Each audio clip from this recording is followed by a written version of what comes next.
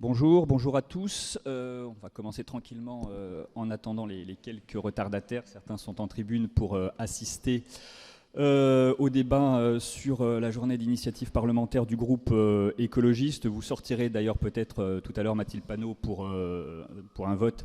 Ce qui est bien normal, on vous laissera quelques minutes. Merci d'avoir accepté notre invitation, députée La France Insoumise du Val-de-Marne évidemment, et présidente du groupe ici à l'Assemblée nationale.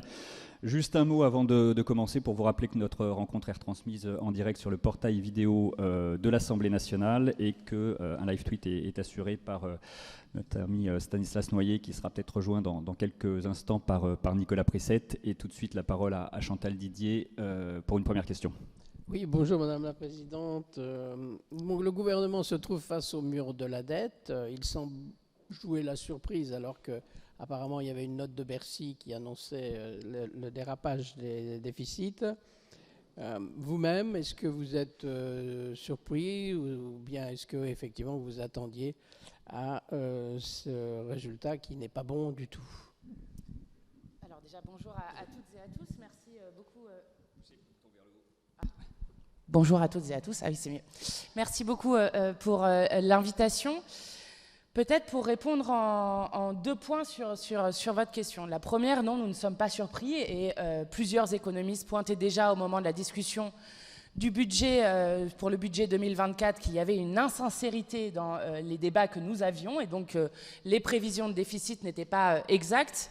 Et ça, c'est le premier problème que je voudrais poser, c'est que nous avons discuté d'un budget sur lequel il y avait déjà 16 milliards d'économies qui étaient faits, qui n'a pas été voté puisqu'il était passé par force par 49.3 et avec en plus des prévisions qui étaient insincères. Quel problème cela pose-t-il? Derrière, vous avez eu une annulation de crédit de 10 milliards d'euros, c'est énorme, 10 milliards d'euros, qui ont été faits uniquement par décret. Et vous noterez, et vous, journalistes parlementaires, je pense que vous l'avez noté, quelque chose qui nous pose beaucoup de problèmes depuis que M. Attal a été nommé Premier ministre. Vous avez d'abord Madame Borne, Première ministre, qui, elle, écrasait l'Assemblée nationale, c'est-à-dire avec 23-49-3 qui a été utilisé, donc il a piétiné. Et maintenant, vous avez un nouveau style de Premier ministre. C'est le Premier ministre qui ne demande plus jamais son avis à l'Assemblée nationale. Donc sur les 10 milliards, il n'y a pas eu une seule seconde de débat à l'Assemblée nationale.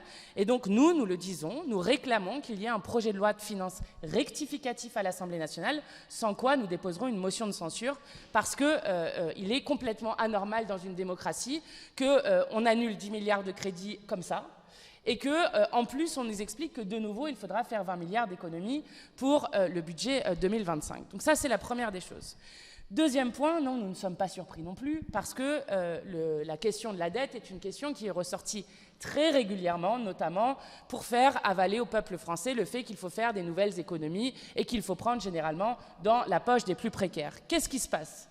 D'abord, il faut dire que le niveau de dette auquel on arrive est le bilan d'Emmanuel Macron et de Bruno Le Maire, qui par ailleurs, je le rappelle, est ministre depuis 2017. Donc c'est d'abord leur bilan, et notamment les cadeaux qui ont été faits aux plus riches, qui ont creusé l'endettement de la France. Ça, c'est la première des choses. Donc c'est justement le changement de paradigme économique que nous demandons. Deuxième chose, nous ne sommes pas du tout d'accord avec la manière dont ils veulent faire des économies, c'est-à-dire que jamais ils ne vont chercher dans la poche de celles et ceux qui se sont le plus enrichis et notamment qui atteignent des records. Chaque année, pratiquement, on a des nouveaux records dans lequel, à chaque fois, ils ne vont jamais chercher dans la poche des plus riches l'argent là où il est. Et nous, moi, je choque, je sais, en disant cela, mais nous assumons de dire qu'il faut dépenser plus pour répondre aux besoins. Quiconque regarde l'état de l'hôpital public dans notre pays, de l'éducation nationale dans notre pays, comprend que les services publics sont déjà à l'os et qu'on ne peut pas aller plus loin. Et je vais même vous dire pourquoi c'est dangereux de faire cela. Des spécialistes de la consommation alertaient sur le fait qu'il y avait un niveau de déconsommation, donc une baisse du niveau de consommation populaire, que nous n'avions jamais vu dans notre pays depuis 33 ans.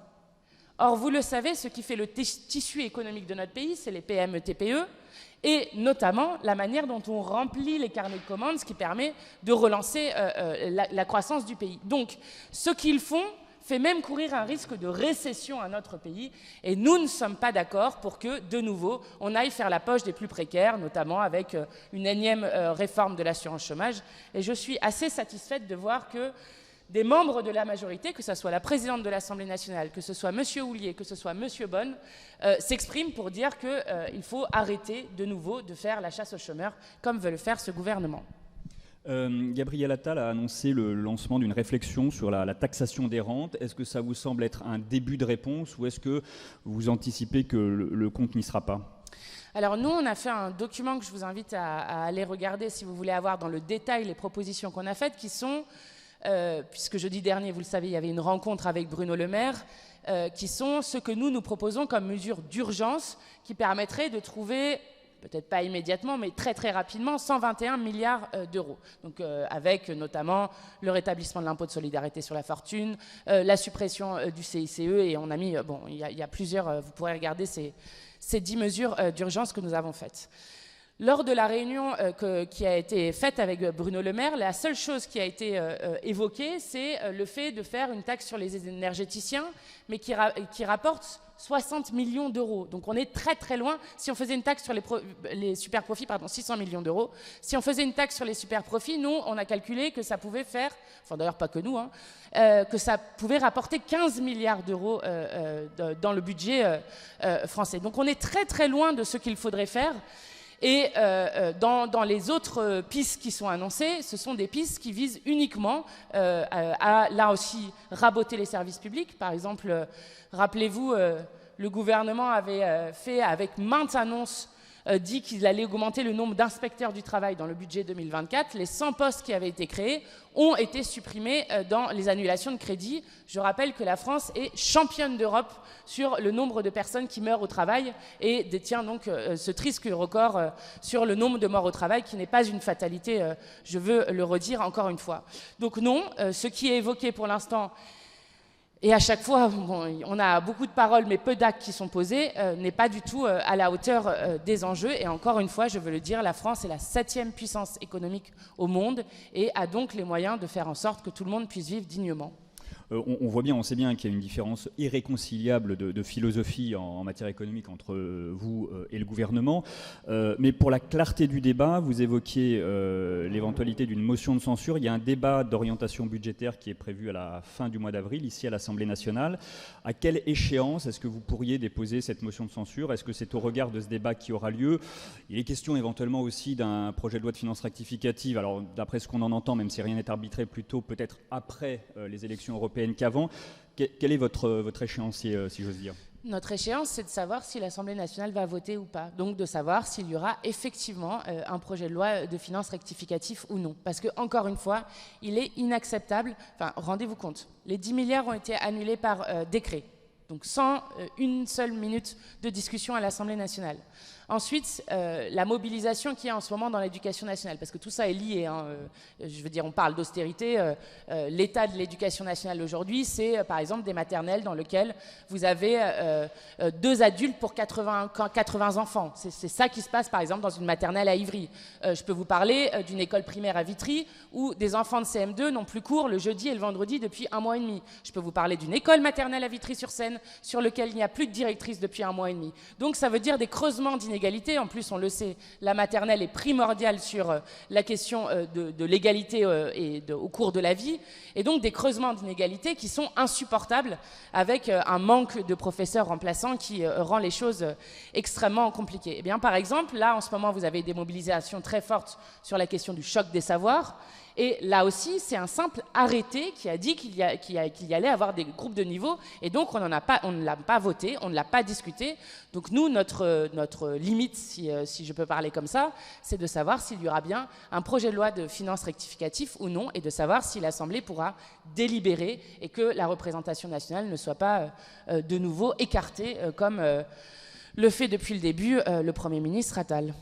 On sait que sur le débat d'orientation budgétaire en tant que tel, il n'y aura pas de vote. Ça veut dire que vous déposeriez votre motion de censure avant les élections européennes si ce PLFR n'était pas présenté ? On va voir ce que le gouvernement va nous demander, mais c'est ce que le gouvernement va annoncer, c'est-à-dire nous allons poser la question clairement de savoir si oui ou non il y aura un projet de loi de finances rectificatif.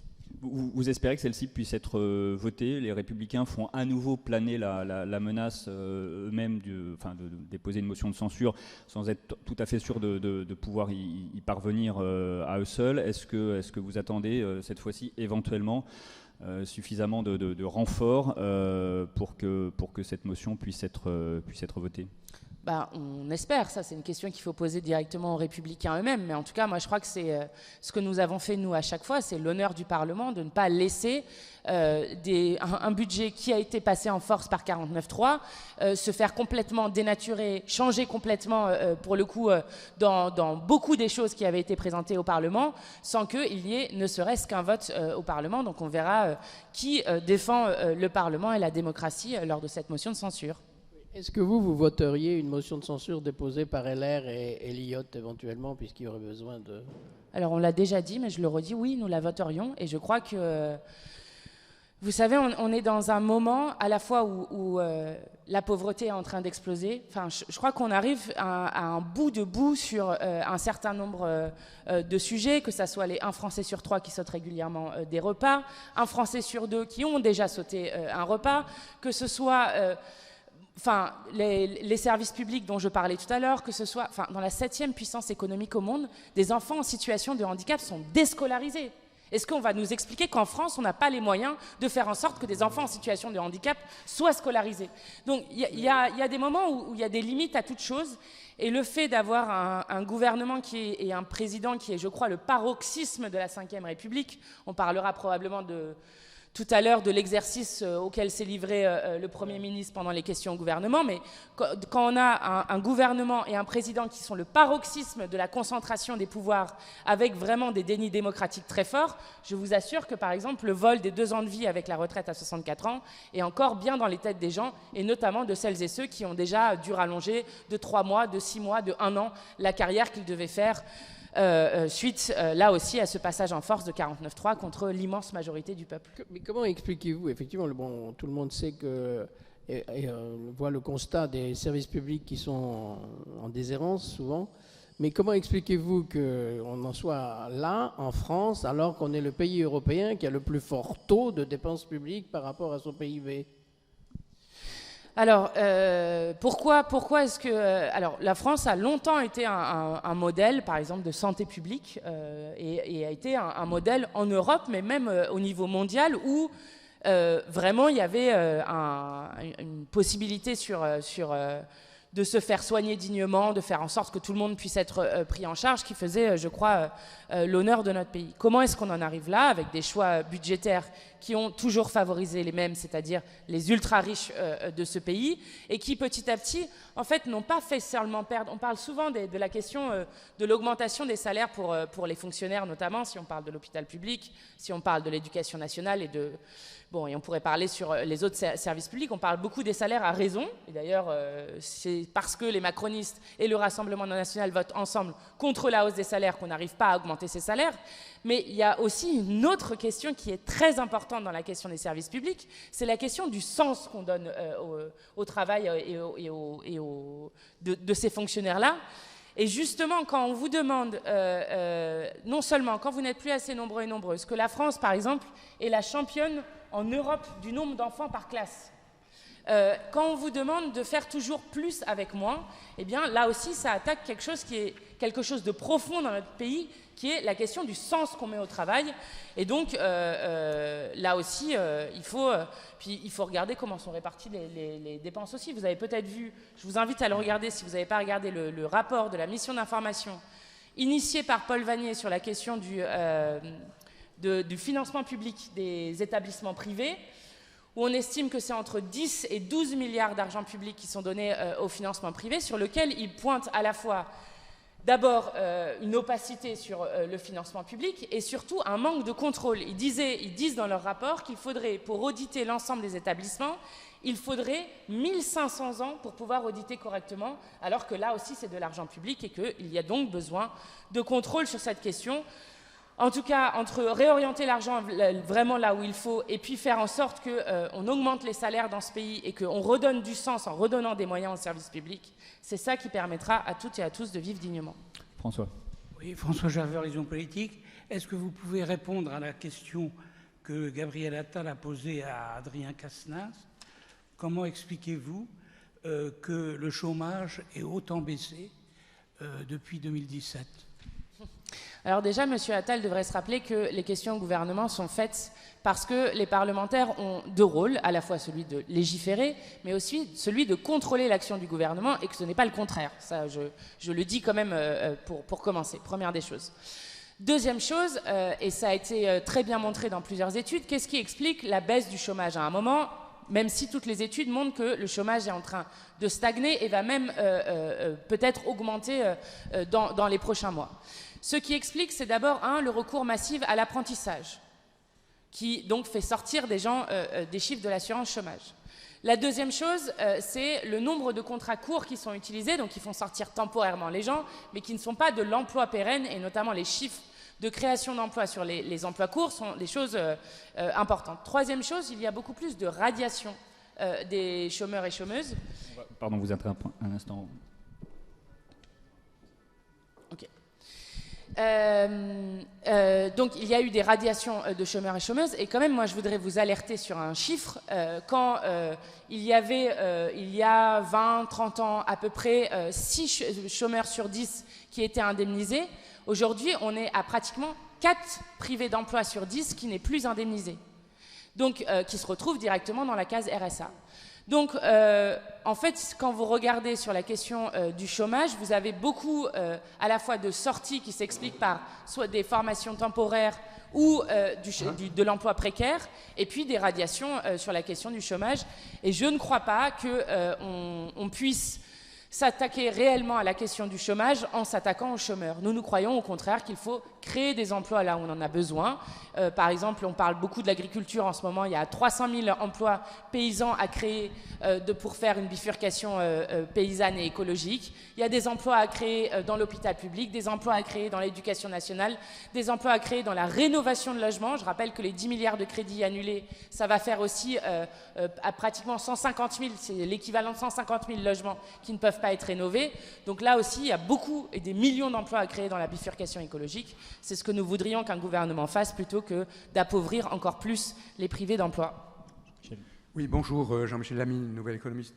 Pour poursuivre sur ces thèmes, une question technique, mais d'apparence technique. Le taux de productivité.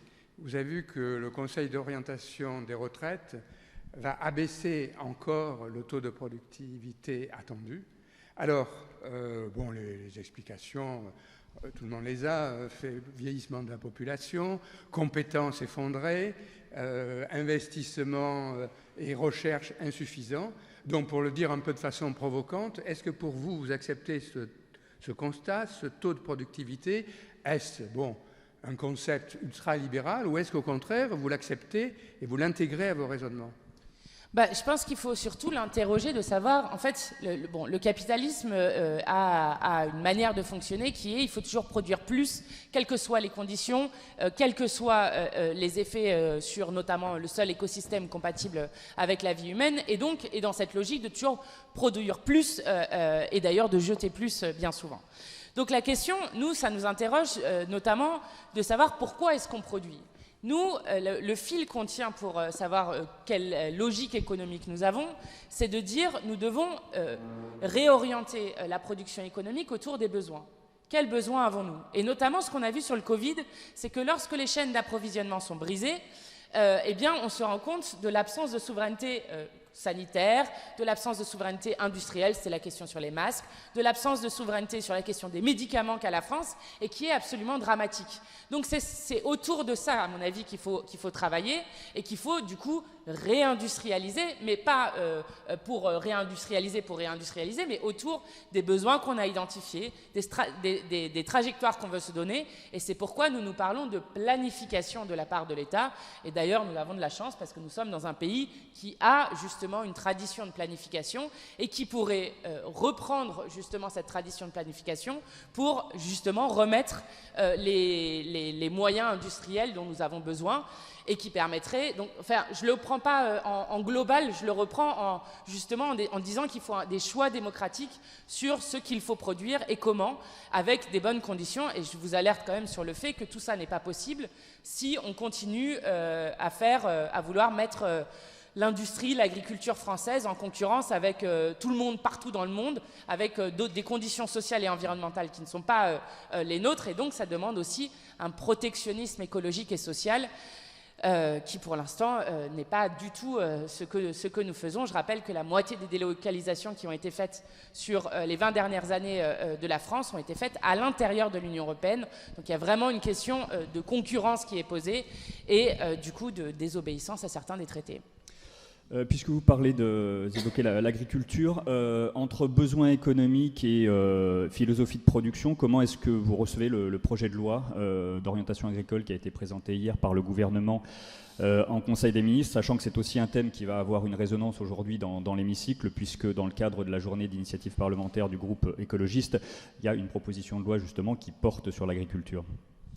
Alors déjà, je veux dire que je suis très heureuse que dans la niche écologiste, on puisse reparler de l'article que nous avions, nous, déposé, enfin de la proposition de loi que nous avions déposée et que nous avions discuté le 30 novembre 2023 sur la question des prix garantis aux paysans. Donc, je le rappelle, tous les articles étaient passés. Il y avait à la fois les prix garantis rémunérateurs et puis l'encadrement des marges qui, selon moi, doit aller de pair.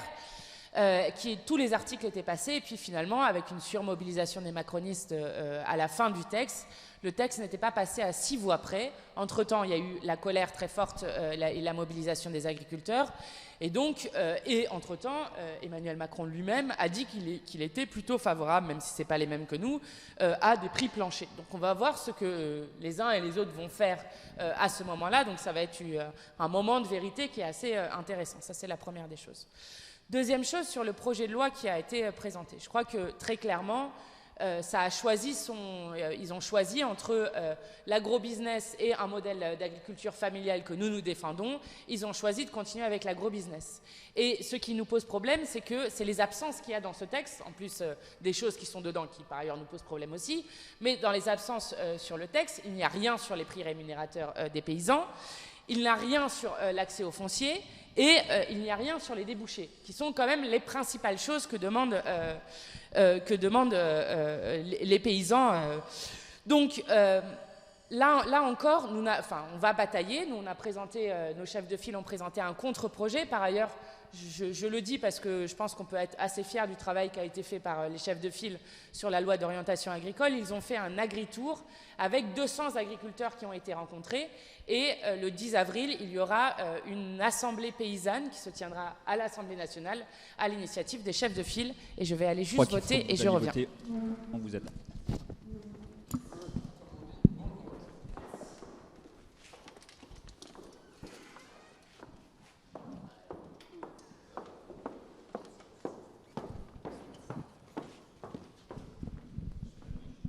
Un vote sur les polluants éternels.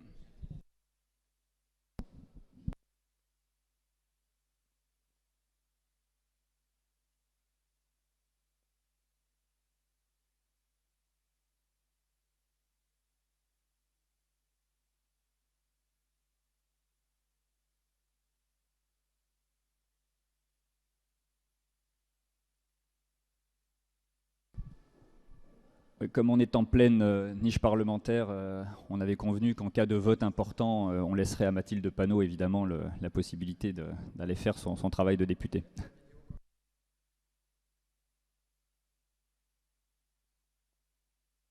Ça met un peu d'actualité, on commentera le résultat du vote dans la foulée. C'est sur les polluants ou... Ah ouais.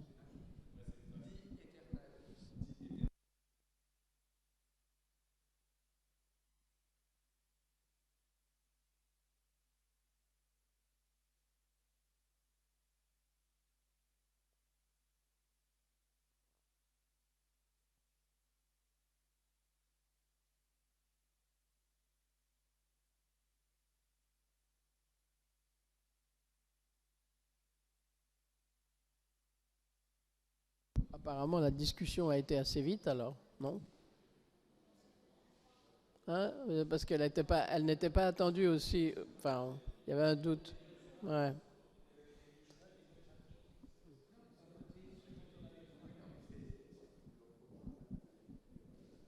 C'est reporté.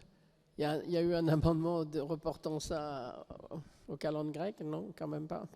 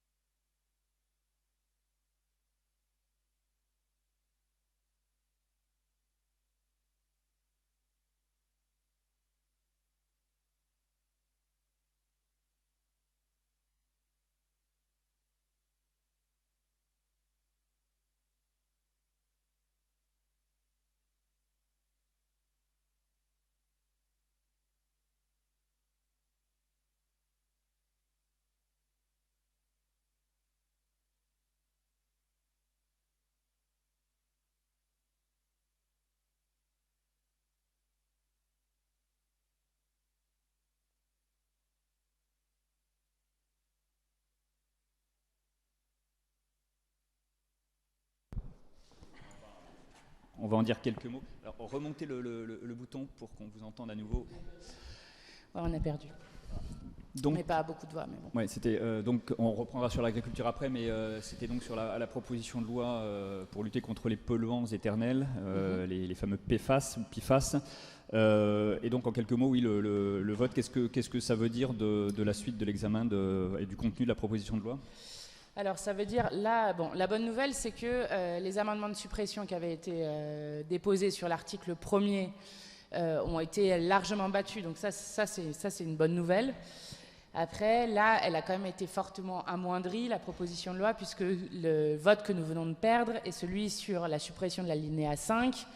Donc, la suppression de l'alinéa qui disait que les ustensiles de cuisine étaient concernés par cette interdiction. Or, vous le savez, il y a notamment une mobilisation de salariés qui est utilisée avec, bon, comme régulièrement, un chantage à l'emploi qui est utilisé. Alors nous, évidemment, on dit qu'à chaque fois, il faut apporter des garanties aux travailleurs, et ça, c'est normal. Mais la France sait faire des ustensiles de cuisine, et notamment des poêles en inox, enfin de plein d'autres manières, sans utiliser ces polluants éternels, qui, je le rappelle, pour le coup, toutes les études scientifiques le montrent, et ça a été démontré à de nombreuses reprises, sur lequel il n'y a aucun doute sur la dangerosité et ce que ça crée sur la santé humaine, notamment en plus de polluer l'air, les eaux, les terres, etc. Donc ça, en quelque sorte, a été amoindri, notamment avec une forte mobilisation de lobby, cette proposition de loi, qui est une proposition de loi sur laquelle, pourtant, on devrait urgemment et ambitieusement agir, parce que tout le monde sait ce que ça crée sur la santé, et que le principe de précaution vaut que, avant de faire passer des intérêts économiques, eh bien, il faut faire passer les intérêts de l'intérêt général humain, et notamment aussi des écosystèmes. Ce qui veut dire, c'est pas surprenant, mais que vous n'entendez pas le discours qui a été tenu ce matin par Roland Lescure pour le gouvernement, indiquant qu'il ne fallait pas opposer santé et industrie, et qu'il ne fallait pas, avec cette proposition de loi, tout le monde étant sur le principe d'accord pour lutter contre ces polluants éternels, pénaliser les industries implantées en France ? Alors d'abord, ce discours-là, on le connaît par cœur. Je veux dire, c'est à peu près le même discours qui a été tenu sur la question de l'amiante. Et pourtant, on sait et qu'on a bien fait d'interdire l'amiante et d'indemniser les travailleurs qui ont été exposés. Donc je veux dire, ce discours-là, on l'a connu sur... on le connaît sur le glyphosate. On le connaît sur... Donc, j'aime beaucoup les mots d'une sociologue de la santé, Annie Beaumoni, qui travaille beaucoup sur ces questions de pollution, sur l'exposition des travailleurs du nucléaire aux radiations, sur les travailleurs de l'amiante. C'est notamment grâce à leur association que le combat sur l'amiante et l'indemnisation a été gagné, et qui dit qu'il faut arrêter de donner des permis de tuer aux entreprises dans ce pays. Et donc, à un moment, on n'a jamais décidé que des multinationales comme Monsanto avaient le droit d'empoisonner tout le monde, au point que quand on fait des tests d'urine sur la population, 100% des gens ont du glyphosate dans leur corps. Eh bien, de même, sur les polluants éternels, nous savons faire autrement. Donc, nous devons faire autrement. Et je rappelle que si on apprenait les leçons de l'histoire, on aurait beaucoup de choses. Je pense notamment à la question des Antilles, où j'étais récemment, où 92 et 95% de la population martiniquaise et guadeloupéenne sont empoisonnés au chlordécone, qui n'est pas un scandale du passé, mais un scandale du présent, puisque ça empoisonne les sols et l'eau pendant 700 ans, plus les chairs, puisque vous avez le plus fort taux de cancer de la prostate dans les Antilles. Eh bien, à l'époque, tout le monde vous expliquait qu'on ne pouvait pas faire sans le chlordécone. Et aujourd'hui, il y a des plantations de bananes qui se font sans aucun chlordécone. Et depuis 1976, on savait que c'était dangereux. Il a fallu attendre 1993 pour que ça soit interdit dans les Antilles. Et bien là, tout le monde sait que c'est dangereux. Donc maintenant, il faut arrêter, et y compris aider, que ça soit à la fois sur les emplois, sur la réorientation des productions, mais ne pas transiger avec ce qui est, je crois, extrêmement important pour l'intérêt général. Vous parliez du glyphosate et tous les sujets se rejoignent un peu. Pour revenir à l'agriculture, est-ce que vous avez l'impression, est-ce que vous faites partie de ceux qui considèrent que, au gré de la crise agricole, des difficultés financières, c'est-à-dire en quelque sorte des nécessités du moment, la préoccupation climatique, environnementale, qui était devenue une forme de priorité, est en train ou est repassée même au second plan ? Oui, c'est repassé au second plan, et je le regrette. Et moi, je pense même qu'il y a une forme de manœuvre de la part du gouvernement d'avoir orienté sur les questions de régression environnementale. J'explique pourquoi. Ce qui était au cœur des revendications agricoles, c'est la question du revenu. C'est de dire, nous, on veut pouvoir vivre dignement de notre travail. Et au-delà de la question du revenu, il y a la question des terres, il y a le nombre d'agriculteurs qui vont partir à la retraite, il y a les 10 000 fermes qui ont disparu depuis 10 ans dans notre pays. Donc, il y a vraiment la question en fait, du modèle, de savoir si on veut continuer, pour le dire rapidement, avec une agriculture sans paysans, ou si on veut, au contraire, remettre des paysans pour pouvoir avoir une agriculture qui n'est pas destinée à l'export, mais qui est une agriculture qui permet de nourrir la population, d'avoir des choses locales, d'avoir des choses qui aident des producteurs français, et où ils ne sont pas soumis à une concurrence internationale qui est complètement déloyale. Alors, du coup, à partir de là, les régressions environnementales qui ont été annoncées ne nous conviennent absolument pas. Parce que la question, ce n'est pas, et je crois que les paysans seraient d'accord avec ça, la question, ce n'est pas de dire si on interdit tel produit parce qu'on pense qu'il est dangereux, eh bien, ce n'est pas de réautoriser ces produits-là, mais de savoir comment est-ce qu'on protège les agriculteurs de produits qui viendraient de l'étranger, qui seraient utilisés avec ces produits-là et qui donc souvent sont moins chers. Donc ça pose la question du protectionnisme, dont je parlais tout à l'heure, mais même avant le protectionnisme, il y a quelque chose qui s'appelle la clause de sauvegarde, qui a déjà été utilisée sur le diméthoate, sur les cerises, et qui permet de protéger les agriculteurs. Nous, on demande que la clause de sauvegarde, par exemple, soit appliquée. Ça, c'est la première des choses. La deuxième chose, c'est le moratoire sur les traités de libre-échange.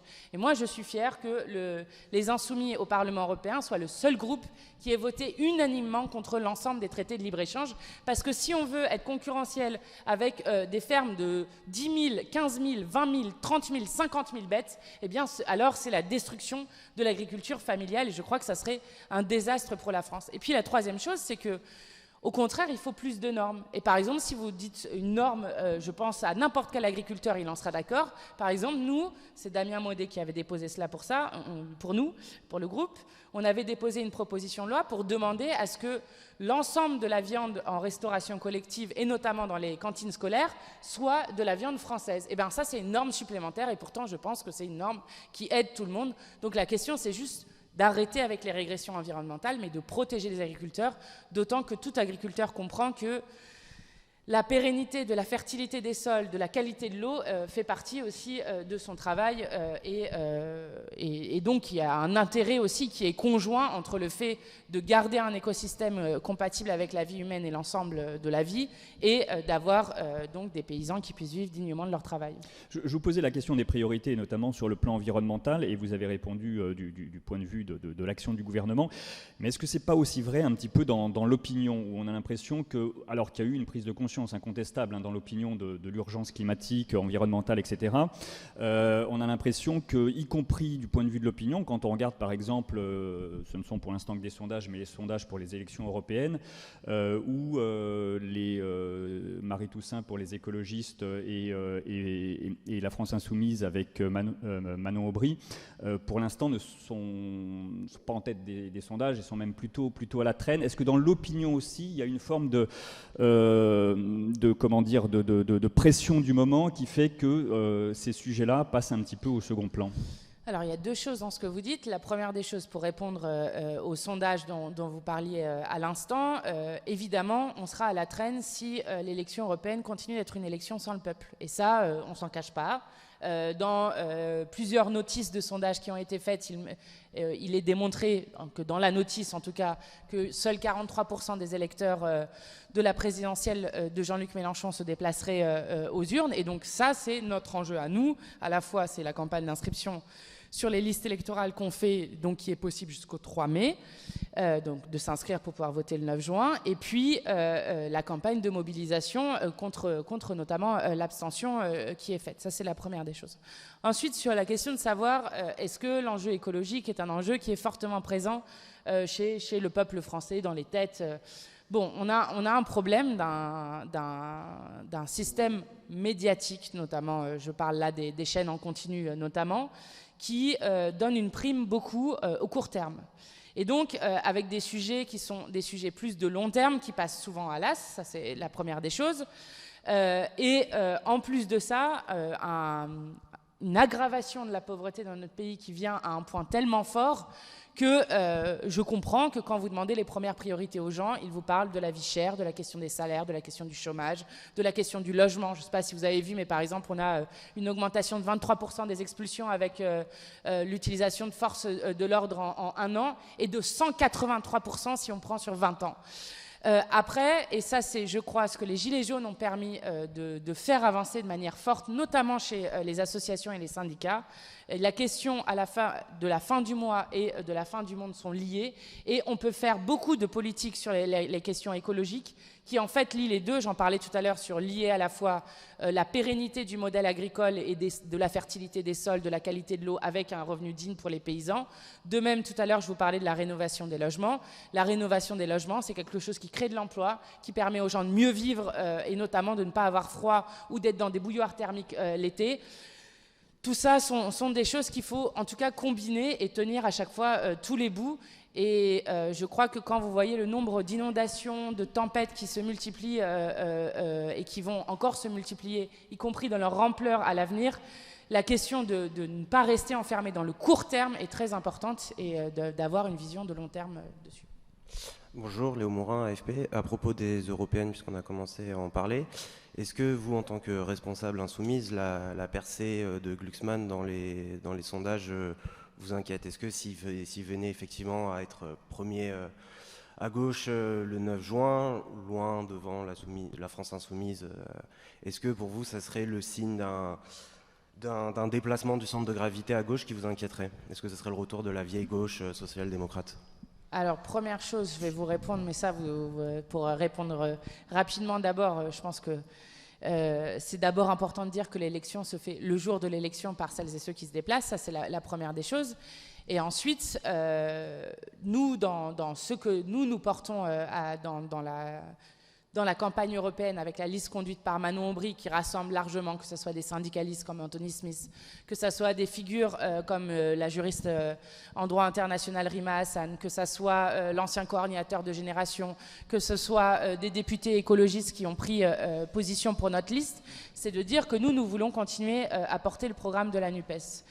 Et je crois qu'on verra ce qui se passera. Nous faisons campagne autour d'arguments. Mais moi, je tiens à redire que je regrette que nous n'ayons pas de liste unique aux élections européennes qui nous mettrait immédiatement, et ça pour le coup, les sondages le disent, à 28, 29, 30%, donc en capacité, y compris d'être la première force politique au soir des élections européennes, et que ça ne soit pas l'extrême droite, ce qui aurait été un signal tout à fait différent. Et moi, je dis juste, et en tout cas on continuera de le dire aux électeurs et aux électrices, que j'espère que la force ira plutôt à ceux qui continuent de prôner à la fois la défense du programme de la NUPES, qui avait gagné le premier tour des élections législatives, que la force ira plutôt à ceux qui continuent une forme d'union et d'espoir de battre Macron et Le Pen, plutôt qu'aux diviseurs. Pour rester un petit peu sur la question des élections européennes, est-ce que, au-delà des préoccupations nationales, vous estimez que le contexte international, et notamment les deux crises, les deux guerres en cours en Ukraine et à Gaza, peuvent jouer un rôle, avec évidemment une inquiétude proche de l'Europe avec l'Ukraine, et puis, même si c'est plus lointain, un conflit qui semble s'installer dans la durée, malgré un certain nombre de travaux au niveau international, qui en tout cas n'ont pas d'effet sur le terrain dans la guerre entre Israël et le Hamas. Alors, c'est la première fois, effectivement, et c'est important de le noter, que dans une élection européenne arrive aussi fortement la question de sujets et de questions internationales comme un des sujets de l'élection européenne. Donc je crois que c'est effectivement important de le regarder, et nous voulons incarner fortement le bulletin de vote, mais aussi le camp pour la paix. D'abord parce que en Ukraine, nous sommes très inquiets de ce qui se passe au-delà des 200 000 morts qui ont déjà été provoqués dans cette guerre, ce qui est évidemment dramatique. Nous sommes très inquiets sur la question des réacteurs nucléaires. Et depuis le début de cette guerre et de la violation du droit international par la Russie, nous demandons à ce que les casques bleus puissent démilitariser et se protéger les réacteurs nucléaires pour éviter une catastrophe dans la catastrophe. Je le dis d'autant plus que le Parlement ukrainien s'est prononcé favorablement à cette demande et donc il me semble assez facile d'avancer sur cette question-là. La deuxième chose, c'est que nous redisons que nous pensons qu'il y aura une issue diplomatique à cette guerre et donc il faut réunir une réunion de l'OSCE qui avait été créée pour cela notamment, dans lequel sont les différents acteurs de la guerre, et donc notamment la Russie, l'Ukraine, mais aussi les différents pays de l'Union européenne, les États-Unis, pour pouvoir obtenir un cessez-le-feu avec des garanties de sécurité mutuelle. En tout cas, c'est ce que nous demandons fortement sur cette question. Ça, c'est la première chose. La deuxième chose sur ce qui se passe à Gaza, vous avez donc la Cour internationale de justice qui, le 26 janvier, a dit qu'il y avait un risque génocidaire à Gaza. Depuis, après avoir demandé à l'ensemble de la population de se réfugier dans le sud, Benjamin Netanyahou continue de dire qu'il n'abandonnera en rien l'offensive sur Rafah. Ça veut dire 1,5 million de personnes privées de tout, qui sont bloquées à un endroit, et donc une volonté, je crois, qui est prouvée par cela, de nettoyage ethnique sur le peuple palestinien qui nous inquiète énormément. Et cette semaine, il y a eu un franchissement de seuil quand même avec les témoignages qui nous sont revenus de l'hôpital Al-Shifa, donc après 2 semaines de siège dans l'hôpital dans lequel, je le rappelle, il y avait encore des patients, avec du personnel médical qui a été torturé. Il y avait notamment des personnes qui portaient des menottes qui ont été visiblement torturées avant d'être tuées, des personnes sur lesquelles apparaissaient des traces, des témoignages qui nous sont revenus, des traces notamment de civils et de médecins, de chars militaires qui leur seraient passés sur le corps, et des cadavres en décomposition avec là aussi un franchissement. Je rappelle que les hôpitaux sont des lieux protégés par le droit international, et je crois que cette élection, elle contribue aussi à dire que le peuple français veut agir pour la paix. En tout cas, nous défendons le fait que la France soit une nation indépendante au service de la paix.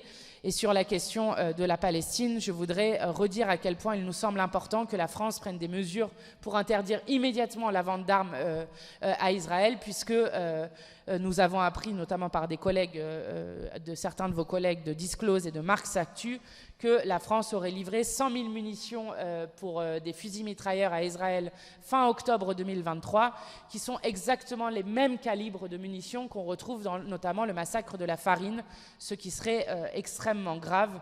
Et donc je crois que la France doit impérativement faire en sorte d'interdire les ventes d'armes, d'autant que le traité sur les armes que la France a ratifié dit qu'un État, lorsqu'il a ratifié cette convention, ne peut pas vendre des armes à un autre État s'il a connaissance qu'elles servent à un génocide, à des crimes contre l'humanité ou à des crimes de guerre.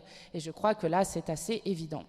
Sur ce sujet, je crois que Sébastien Lecornu a répondu à une question indiquant que c'était des composants qui étaient exportés, qui n'étaient pas censés être utilisés en tant que tels par l'armée israélienne. Ça vous convainc pas ? Il a dit, donc c'est sa parole sans aucune preuve qui a été apportée, il a dit que la licence ne permettait pas au gouvernement d'extrême droite israélien d'utiliser ces composants dans la bande de Gaza. Je ne sais pas qui ici peut croire à cela.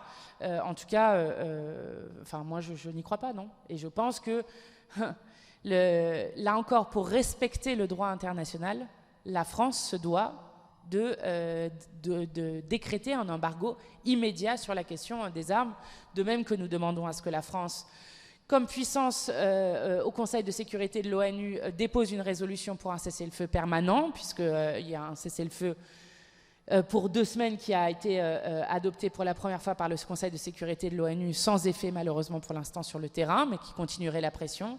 Et surtout, Emmanuel Macron a dit que ce n'était pas un tabou, il faut passer aux actes, que la France reconnaisse l'État de Palestine, là aussi comme un signal pour la paix. 138 États l'ont déjà fait, l'Espagne s'apprête à le faire, la Slovénie, Malte et l'Irlande ont eux aussi dit qu'ils s'apprêtaient à le faire. Et je crois que la France n'a pas à être à la traîne comme elle l'est actuellement, et qu'elle pourrait immédiatement reconnaître l'État de Palestine comme là aussi un signal pour la paix dans le sens des résolutions de l'ONU, notamment sur la solution à 2 États, pour que le peuple israélien et le peuple palestinien puissent vivre en paix et en sécurité. Sauf s'il y a d'autres questions sur ces sujets-là, peut-être revenir notamment sur ce qui s'est passé hier dans l'hémicycle. C'était la première séance de questions au gouvernement, qui étaient des questions à Gabriel Attal. passer des QAG au QAG, au QGA. Qu'est-ce que vous avez pensé? C'est une expérimentation qui doit durer 5 semaines, le mercredi, avec le Premier ministre donc, qui répond à l'ensemble des 10 groupes politiques. Est-ce que vous saluez un effort d'expérimentation pour redynamiser, revitaliser un petit peu cet exercice de contrôle gouvernemental? Ou est-ce que, comme un certain nombre de vos collègues de gauche notamment, vous estimez qu'on est davantage dans un exercice de communication? C'est ce que je disais tout à l'heure. Depuis que M. Attal a été nommé Premier ministre, il contourne sans cesse l'Assemblée nationale et l'exercice qui a été fait hier, où seul le Premier ministre est présent, les autres ministres ne sont même pas là, où l'Assemblée devient le théâtre de communication du Premier ministre, ne nous convient absolument pas. D'ailleurs, je dois dire que les groupes étaient très partagés sur cette question et qu'y compris les 2 groupes de la majorité hors Renaissance étaient contre le fait qu'il y ait des réponses uniques du Premier ministre pour plein de raisons. Dans les raisons que moi je donne, je trouve que ça continue l'hyperconcentration des pouvoirs autour du président de la République et du Premier ministre, et je trouve que c'est le contraire de ce qu'on devrait faire dans une démocratie que nous voulons bien plus parlementaire. Ça, c'est la première des choses. La deuxième chose, c'est que du coup, vous avez des réponses qui sont des réponses qui ne sont pas précises, qui sont faites et donc qui contreviennent notamment à la mission de contrôle qu'ont les parlementaires sur l'action du gouvernement, puisque aussi incroyable se pense-t-il, le Premier ministre ne connaît pas les dossiers comme ses ministres les connaissent normalement, et je rappelle que les ministres ne sont pas là pour faire joli normalement, mais pour faire en sorte qu'il y ait des actions et des réponses précises qui soient apportées à la représentation nationale. Et donc je trouve que cet exercice... je ne pense pas qu'il va continuer très longtemps, mais moi je veux juste vous alerter sur une chose, c'est que nous étions déjà opposés dans le mandat précédent au fait qu'on change le format des questions au gouvernement. Je rappelle qu'avant c'était 1 heure le mardi, 1 heure le mercredi, qui permettait en plus d'être derrière le Conseil des ministres, et que les 2 heures ont été concentrées sur le mardi, et déjà à l'époque nous avions dit qu'ensuite serait utilisé l'argument de tout le monde ne suit pas assez pendant 2 heures et donc on va supprimer des questions. Et là on sent dans le tâtonnement qui se fait que le fait d'avoir supprimé ces deux séances était une mauvaise idée. Et donc je ne sais pas ce que va donner cette expérimentation. Normalement, elle est pour 5 semaines. On va voir ce qu'en disent les différents groupes, mais je ne crois pas que ça ait donné un exercice éclatant de démocratie. Mais est-ce que vous ne pensez pas, dans le même temps, le Premier ministre s'expose beaucoup? Je veux dire, pour la première fois, il a peut-être... l'énergie et tout de répondre. Enfin, si c'est pendant 5 semaines lui-même au front comme ça, il s'expose quand même beaucoup, non? Oui, tout à fait, mais ça c'est, on va dire, plutôt un inconvénient pour lui. Mais c'est aussi, j'ai cru entendre que, par exemple, les ministres du gouvernement n'étaient pas très satisfaits de cette formule-là. Enfin, quand je disais hyper-concentration sur un homme et paroxysme de la Ve République, c'est exactement ce qu'on est en train de voir. Donc moi, je lui propose de se protéger un peu et justement de laisser ses ministres répondre. Et vraiment, l'image, je trouve, d'avoir uniquement un Premier ministre au banc sans aucun des ministres présents, je trouve qu'elle est assez terrible, y compris pour un pouvoir qui a l'air de se rétrécir et de se rabougrir à chaque moment. Mais est-ce que c'est pas un peu paradoxal, parce que souvent, lors des questions au gouvernement, il y a des questions qui sont adressées au Premier ministre de la part d'un certain nombre de députés. Il est d'usage que le Premier ministre réponde au président de groupe, pas à l'ensemble des députés. Et souvent, donc, quand une question est posée au Premier ministre et qu'il ne répond pas à tel ou tel député, il y a un peu de déception, voire de dépit. Là, 1 fois par semaine, est-ce qu'il n'y a pas un peu des critiques un petit peu paradoxales par rapport à...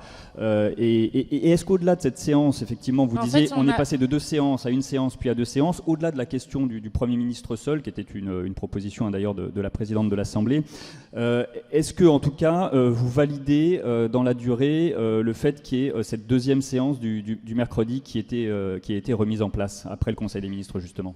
Moi, j'étais favorable justement à ce qu'on retourne à 2 séances. Alors, comme il n'y a pas eu d'accord avec le Sénat pour que ça soit remis à 15h, ça a été remis à 14h.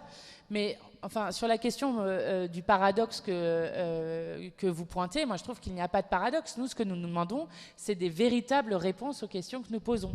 Et des véritables réponses, ça passe pas par une forme de stand-up d'un Premier ministre qui distribue des points ou des punchlines à des choses, c'est des réponses sur le fond des questions. Et donc, je crois que ça, là aussi, ça n'aide pas la démocratie parlementaire. Et je vais vous dire, ça va plus globalement, on en parlait en conférence des présidents mardi dernier, avec l'absence de réponse aux questions écrites qui sont faites par les parlementaires, sur lequel il y a eu un rappel au gouvernement de la nécessité de répondre aux parlementaires, et plus généralement avec une forme de contournement du Parlement. Enfin, si vous regardez les autres systèmes en Europe, les parlementaires ont beaucoup plus de moyens que nous n'en avons, y compris pour aller chercher des documents, y compris pour véritablement contrôler l'action du gouvernement. Et je crois que les parlementaires ne sont pas là pour faire des débats qui évidemment sont très importants dans l'hémicycle, mais nous sommes là aussi pour pouvoir décider, voter et contrôler réellement l'action du gouvernement. Et je crois que c'est cette crise-là aussi qui existe avec la Ve République aujourd'hui. Oui, François. Interrogé hier, Nicolas Sarkozy a dit que Gabriel Attal avait bien sûr l'étoffe d'un président de la République. Est-ce que c'est votre avis ? Bah, c'est pas tellement ma question. Peut-être rêve-t-il d'être président de la République. C'est le plus jeune Premier ministre. On a déjà vu ce que se donnait le plus jeune président de la République, c'est-à-dire Emmanuel Macron. Je ne crois pas que ça a donné quelque chose de formidable. Donc moi, je suis une opposante politique à ce gouvernement. Donc ce n'est pas une question de juger les personnes, de savoir s'ils peuvent, s'ils ne peuvent pas. Moi, je pense qu'il faut changer radicalement de politique avec celle qui est menée actuellement. Et c'est ce pourquoi je me bats. Oui, vous parliez de la fonction de contrôle du Parlement. Que pensez-vous du faux pas de Quentin Bataillon sur la commission d'enquête sur l'attribution de la TNT, où en fait on a l'impression quand même qu'il est un peu sorti de sa réserve, avant même la publication des résultats de la commission d'enquête. Bien sûr, c'est une erreur politique majeure. Je crois qu'elle a été pointée partout, y compris jusqu'à la présidente de l'Assemblée nationale qui a rappelé qu'un président de commission d'enquête non terminée ne devrait pas faire ça. Par ailleurs, je pense que je trouve ça extrêmement choquant à la fois qu'un président de commission d'enquête se permette d'aller sur un média pour critiquer un autre auditionné. Je trouve ça extrêmement choquant qu'il accepte un cadeau qui en plus se moque de la commission d'enquête qu'il préside lui-même. Et donc je crois qu'en faisant cela, il abaisse l'Assemblée nationale tout entière. Et nous avons demandé à ce qu'il parte, y compris pour ne pas entacher le rapport de la commission parlementaire. Donc je crois que c'est grave et que ça montre aussi quelque chose qui se passe dans la Macronie et qui nous inquiète beaucoup. C'est aussi un rapprochement avec une forme de bollorisation qui se passe dans les médias. Et je rappelle que nous avions déposé une proposition de loi pour déconcentrer les médias, y compris dans le fait de les libérer des quelques mains qui les tiennent pour qu'il y ait un véritable pluralisme journalistique et médiatique, et y compris faire en sorte que l'information soit vraiment... l'information étant une donnée démocratique essentielle, ne soit pas concentrée dans la main de quelques milliardaires. On verra ce que dit le rapport d'Aurélien Saint-Toul, député de votre groupe, qui sera présenté début mai. Est-ce que vous espérez que cette commission d'enquête pèse d'une façon ou d'une autre sur les fréquences qui doivent être réattribuées concernant la TNT, ou est-ce que c'était une commission d'enquête de sensibilisation en quelque sorte du public, ou est-ce que vous espérez que ça puisse à un moment ou à un autre jouer un rôle au moment de cette attribution? Est-ce que vous-même vous envisagez des suites à nouveau législatives sur le sujet? Alors, probablement sur les suites législatives, ça je laisserai aussi Aurélien Saint-Toul vous en dire plus au moment où il le voudra, mais évidemment qu'on a fait cette commission d'enquête en ayant en tête la réattribution des canaux, et donc on l'a fait justement pour essayer de peser sur la question de cette réattribution, et qu'on ne l'a pas fait juste pour... avoir un éveil, y compris poser des réflexions, même si c'est extrêmement important, évidemment. Donc cette commission d'enquête, elle va donner lieu à un certain nombre de recommandations, comme c'est d'usage. On espère que certaines de ces recommandations seront suivies des faits. Moi, j'ai présidé une commission d'enquête il y a 3 ans sur la question de la mainmise des multinationales sur l'eau, avec des recommandations qui avaient été adoptées à l'unanimité des députés. Je rappelle qu'à l'époque, la Macronie avait une majorité absolue dans le précédent mandat. Aucune des recommandations, malgré cette unanimité sur les recommandations, aucune n'a été adoptée. Et vous vous retrouvez maintenant avec des lorsque j'étais en Guadeloupe encore la semaine dernière, merci beaucoup. Lorsque j'étais en Guadeloupe encore la semaine dernière, des coupures d'eau qui ne cessent de s'intensifier et des enfants guadeloupéens qui ratent maintenant en moyenne 1 mois et demi de cours par an parce qu'il n'y a pas d'eau à l'école.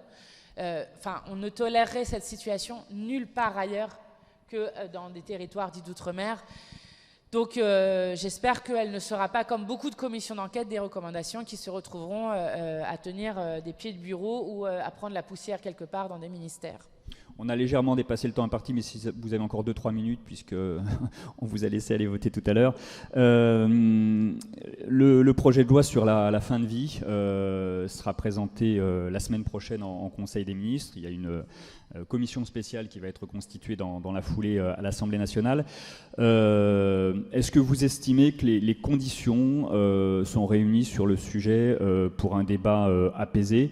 Vous nous direz ce que vous pensez évidemment des mesures prévues dans ce cadre-là, mais est-ce que vous considérez que sur ce sujet-là, comme sur la constitutionnalisation de l'IVG, ce sont des sujets suffisamment attendus par la société pour que le débat en tout cas soit à la fois apaisé et aboutisse in fine à une forme non pas d'unanimité, mais de consensus qui permette d'avancer sur un sujet à la fois très, très, très intime et très sensible? Alors nous, évidemment, on y est très très favorable, y compris dans la première niche parlementaire du groupe Insoumis en 2018. C'était Caroline Fiat qui avait porté un texte sur justement la question de la fin de vie et de la possibilité de choisir, y compris quand éteindre la lumière, comme on le dit souvent. Donc nous, on est très favorable. On espère que le gouvernement ne va pas une nouvelle fois reculer parce que ce projet de loi il a été décalé à de nombreuses reprises. Je crois que comme sur la constitutionnalisation de l'IVG, la société étant tellement favorable au fait qu'on avance ce qui est une liberté supplémentaire et un droit supplémentaire, je pense que, en tout cas, les moments sont réunis pour qu'on gagne ce droit. Et y compris qui est, avec le respect des croyances de chacun, de quelque chose, vous avez raison, qui touche quelque chose de très intime, mais que, en tout cas, on gagne quelque chose qui est une liberté, un choix pour les personnes, qui est, je crois, très très attendu dans la société, puisque dans son immense majorité, le peuple de France est favorable à ce qu'on avance sur ce sujet-là. Donc j'espère qu'on le gagnera rapidement avant la fin de l'année. Sur le fond, parce qu'il y a évidemment une volonté assez partagée d'avancer sur ce sujet-là, après c'est la question du curseur, sur les mesures qui ont été avancées par le président de la République il y a quelques semaines, est-ce que vous considérez, en attendant de voir le projet de loi en lui-même, que ça correspond à un équilibre qui est satisfaisant, notamment entre soins palliatifs et aide à mourir? Alors je vous avoue que c'est Caroline Fiat qui suit beaucoup ça pour nous, donc je vous invite plutôt à vous rapprocher d'elle parce que moi j'ai pas encore regardé dans les détails ce qui était sorti, donc je vous invite à vous adresser à Caroline Fiat, à l'inviter, on le fera évidemment. Et la dernière question de Stanislas qui fait le live tweet et qui du coup a pas le temps de poser de questions avant la toute dernière. On a parfois l'impression que dans votre groupe il y a un certain nombre de personnes qui ont émis parfois des positions différentes de celles de Jean-Luc Mélenchon. Et on a l'impression que ces personnes aujourd'hui n'ont pas forcément se voient confier peu de responsabilités par le groupe. Clémentine Autain, François Ruffin, Alexis Corbière, un certain nombre de gens comme ça, on a un peu l'impression qu'ils sont aujourd'hui en marge. Est-ce que vous veillez à ce qu'ils aient les mêmes responsabilités que les autres ou est-ce qu'ils sont un peu placardisés ? Alors, première des choses, moi je suis présidente d'un groupe parlementaire dont je suis fière de noter que je pense que nous sommes le groupe parlementaire qui votons le plus ensemble, si ce n'est tout le temps ensemble. Donc, c'est-à-dire qu'à chaque fois qu'il pourrait y avoir des désaccords sur des stratégies de vote, parce que souvent c'est sur des stratégies et non sur le fond, les discussions permettent d'aboutir à des choses sur lesquelles nous nous retrouvons, ce qui permet une cohérence politique du groupe très forte, notamment grâce à l'appui autour du programme, des 40 livrets programmatiques, des plans gouvernementaux qu'on avait fait lors de l'élection présidentielle et qu'on ne cesse d'actualiser depuis. Donc ça, c'est la première des choses. Il y a une cohérence politique qui est tout à fait assurée. La deuxième chose, vous avez cité par exemple Alexis Corbière qui, encore mardi, posait une question au gouvernement au nom de notre groupe. Nous, ce qu'on fait à 75, c'est que, par exemple, pour les questions au gouvernement, on tient un tour de questions au gouvernement pour faire en sorte que tout le monde puisse tourner et ne pas avoir quelqu'un qui a 10 questions au gouvernement quand un autre en a 1 ou 2. Donc, de même sur la question des textes, nous essayons de faire en sorte que là aussi on tourne sur les responsabilités des chefs de fila. Donc je vous assure que personne n'est ostracisé d'une manière ou d'une autre dans mon groupe parlementaire. Juste une toute dernière question, parce que vous évoquiez Caroline Fiat, et on reparlera aussi de la fin de vie quand on aura le texte noir sur blanc avec vous, ce sera plus pratique. Il a été question qu'elle joue un rôle au sein de la commission spéciale. Est-ce que vous savez si, puisqu'on devrait avoir un rapporteur général qui, semble-t-il, à ce stade, devrait être Olivier Falorni, qui a beaucoup travaillé sur le sujet, des rapporteurs thématiques sans doute Renaissance, peut-être une présidence Horizon, enfin on verra. Est-ce que vous seriez favorable à ce que quelqu'un de chez vous participe avec 70 députés en tout, mais joue un rôle particulier au sein de cette commission spéciale? Alors là aussi, il faudra demander à Caroline Fiat où ça en est, parce que je ne sais pas, mais moi j'y suis très favorable, y compris parce que la bataille sur cette question a été une bataille transpartisane de longue durée. Ça fait des années que plusieurs parlementaires travaillent ensemble pour faire en sorte que ce nouveau droit puisse aboutir.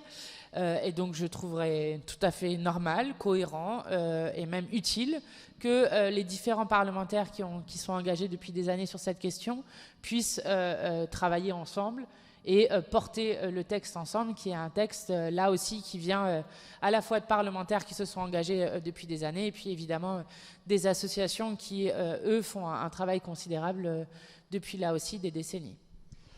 Merci beaucoup Mathilde Panot de nous avoir consacré 1 heure en pleine niche parlementaire, et à bientôt. Bon après-midi à tous.